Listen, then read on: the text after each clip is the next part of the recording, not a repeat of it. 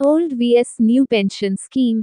सीतारमण ने कहा, यदि किसी राज्य सरकार ने ये सोचकर पुरानी पेंशन बहाल करने का निर्णय लिया है कि केंद्र से एनपीएस का पैसा मिल जाएगा, तो यह नहीं मिलेगा। देश भर में पुरानी पेंशन योजना को लागू करने की मांग चल रही है। कुछ राज्यों में तो कर्मचारियों ने पुरानी पेंशन लागू नहीं करने पर हड़ताल तक करने की धमकी दे दी है। इसी बीच अब रेलवे कर्मचारियों की तरफ से पुरानी पेंशन योजना को लागू करने की मांग की जा रही है। कई राज्य इसको लेकर पहले ही फैसला कर चुके हैं और उन्होंने अपने राज्य में इसे शुरू भी कर दिया है।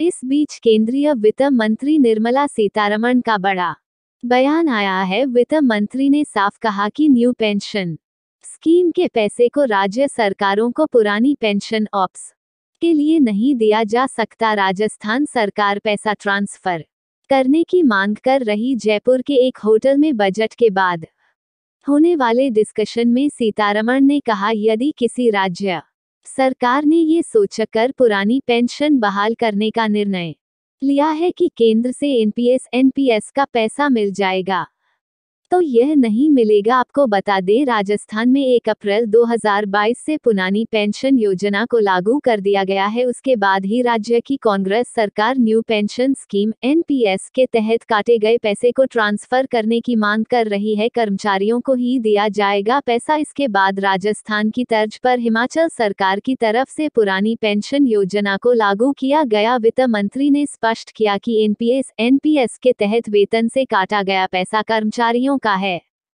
ये रिटायरमेंट के समय उन्हें दिया जाएगा या जब कर्मचारी को इस पैसे की जरूरत होगी तो उन्हें दिया जाएगा। इकट्ठा किया गया पैसा राज्य सरकारों के हाथ में नहीं दिया जाएगा। जब सही समय आएगा तब ये कर्मचारियों को दिया जाएगा। मुफ्त की योजनाओं पर बोली वित्त मंत्री। राज्य सरकार की तरफ से दी जाने वाली मुफ्त योजनाओं के सवाल के जवाब में सीतारमण ने कहा, जब सरकार की वित्तीय स्थिति अच्छी होती है तो आप ऐसी योजनाएं चलाते हैं, उनके लिए अपने बजट में प्रावधान करें। अगर आपके राज्य की आर्थिक स्थिति ठीक नहीं है तो आप बजट में प्रावधान नहीं कर रहे हैं, उसके लिए आप कर्ज ले रहे हैं, ये सही नहीं है। ये पैसा कौन देगा? उन्होंने कहा, ऐसी योजनाएं लाने के लिए राज्यों को अपने संसाधनों से धन जुटाना चाहिए, टैक्स से कमाई करनी चाहिए। मुफ्त योजनाओं का संचालन करने के लिए राज्य अपना बोझ किसी और पर डाल रहे हैं, ये पूरी तरह गलत